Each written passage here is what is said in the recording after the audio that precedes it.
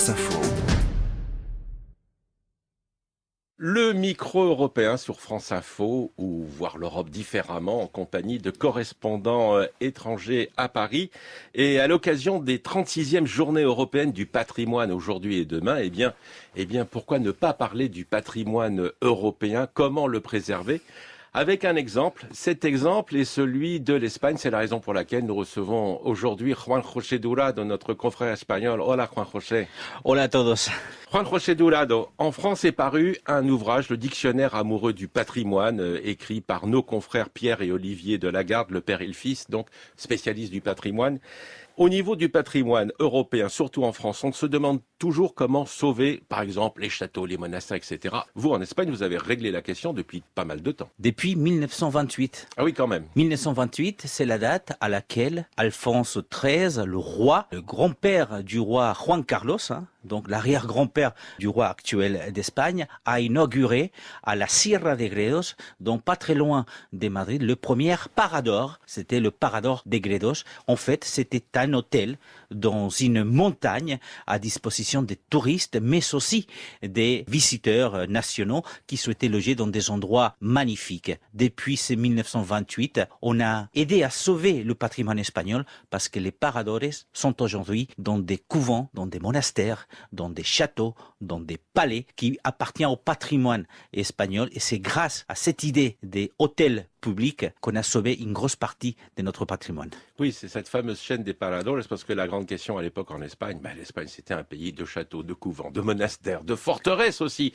Comment faire pour les sauver? Vous avez trouvé la solution depuis longtemps. Aujourd'hui, c'est très populaire en Espagne et en Europe. Mais vous ne sauvez pas que le patrimoine architectural en Espagne, parce que qui dit paradores, vous sauvez aussi la gastronomie espagnole. Effectivement, les paradors, quand vous êtes dans un monastère du fin du 6e siècle, début du 7e siècle, il est important que vous ayez aussi la gastronomie de la région. C'est le cas du parador de San Estevo en Galice. On propose la gastronomie de la région, on récupère les produits de la région, des produits de grande qualité, avec des grands chefs qui viennent cuisiner. Et donc, quand vous allez dans un parador, ce n'est pas le fait de loger uniquement dans un monument historique, c'est aussi de pouvoir profiter de la gastronomie de la région.